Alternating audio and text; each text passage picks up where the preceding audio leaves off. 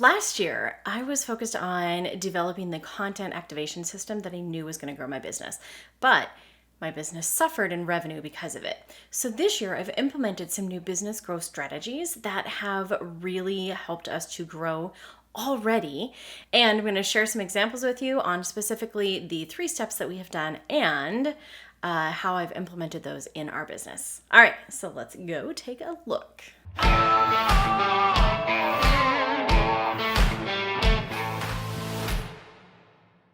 All right, first of all, if you are new here, I am Danielle, and I am the founder of Formula Done, also the content activation system that I just mentioned.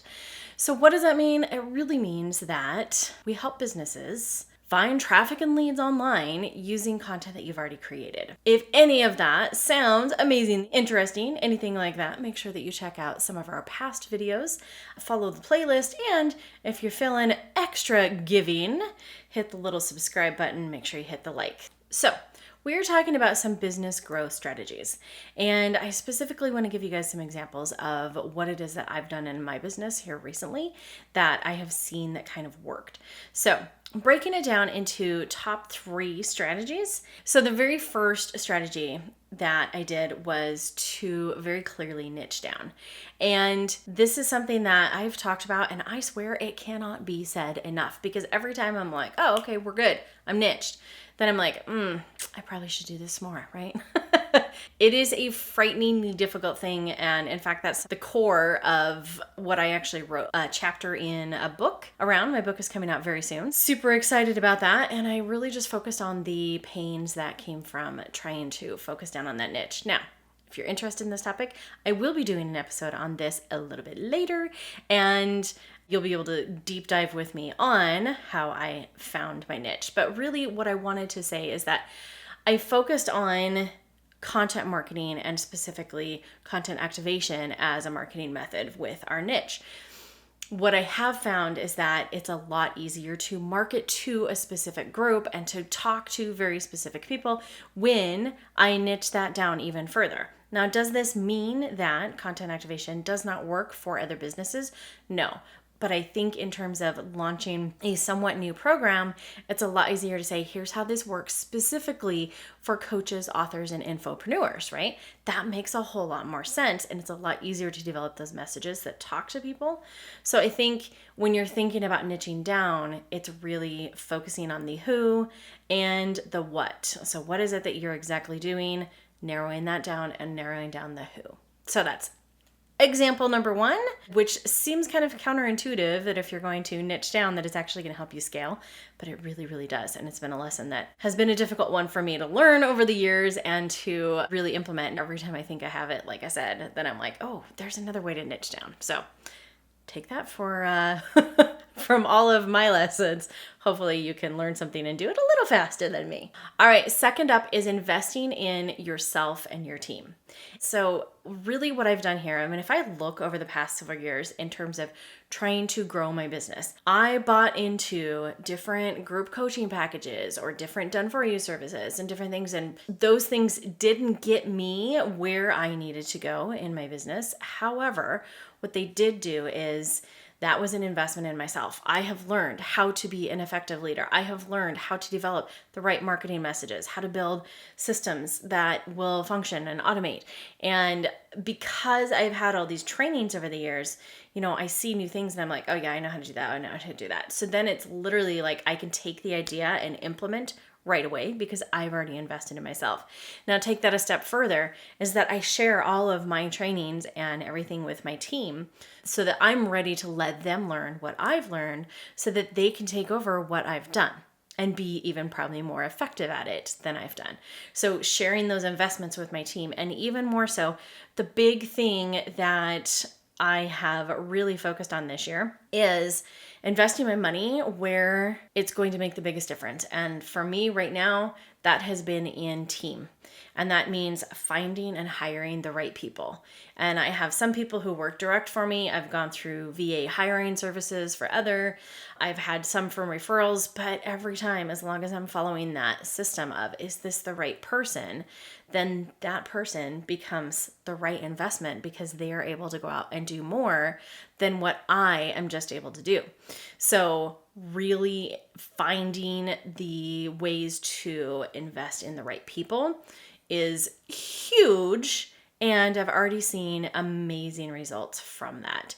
And I think to that end, this is the first year that I've actually invested in networking opportunities for my team to go to, or specific trainings just for my team to go to that I wasn't even planning on taking part. And I'm constantly looking at like, okay, what are the other things that I can get off of my plate, or what are the bottlenecks? And is there a person that we can put in place with that system and process to help make that really, really effective and go? Like a machine, like well oiled. So I have one more main tip, which I am super excited to share with you guys, but I want to hear first, what types of business growth strategies have you been using yourself? Or are there any here that I've mentioned so far that you're like, oh, I really, really need to lean into that? So I love to hear it. Share it in the comments below. And if you're liking what you hear, make sure you hit the little like button. All right, we are going to jump into the final point here, which I want to think about this as focusing on the journey. I start with internally. Am I starting every day with a very pointed to-do list, a task list? Here's what I'm trying to accomplish for the day. And that comes down to planning and morning routines and a lot of that kind of stuff that get talked about a lot. But if you're really thinking about what are the strategies that I'm going to use to hold myself accountable, and that's been a big one for me. And I keep bouncing around and kind of playing with different things. I've got different calendar colorings and to-do lists. And really what it comes down to is I have to give myself 3 very focused tasks for the day. I always try to give myself like 20, and then I get disappointed that I didn't get them done. But if I'm just to give myself like, all right, here's the 3 things that I know I have to get done today, then I get those done and I feel great about doing extra, right? So it's a good motivator for me. Now, I also, moving into the journey, talking about my team, focusing on my team's journey. I want them, each of them, to be able to grow personally and develop personally, to increase their capacity and for learning and for giving and for doing. So I share, here's my things that I'm working on for the day, and I like for them to do the same thing on our team call. And when you take the journey idea one step further, it takes it into the customer journey. And here's one thing, like I have always been all about the customer journey, but I like to set up systems and processes and make sure that after they buy, that they're still getting touch points. They're still getting rewarded for their actions. They're still seeing the results of what it is that they're doing. And I have built a lot of that in terms of systems and processes into our own deliverables. But what I hadn't done was really given it that personal connection. And so I think extending this same thing on focusing on the journey is focusing not into customer success and making sure that if we have happy customers, they're going to continue referring people. And that's exactly how a business grows. And so really just putting more resources on, and that's my big learning point for what I've done this year, is putting more resources on making sure that the customer is seeing the results and they're really focusing on, like, we are focusing on them having a happy journey. And in so doing, that has made for amazing growth.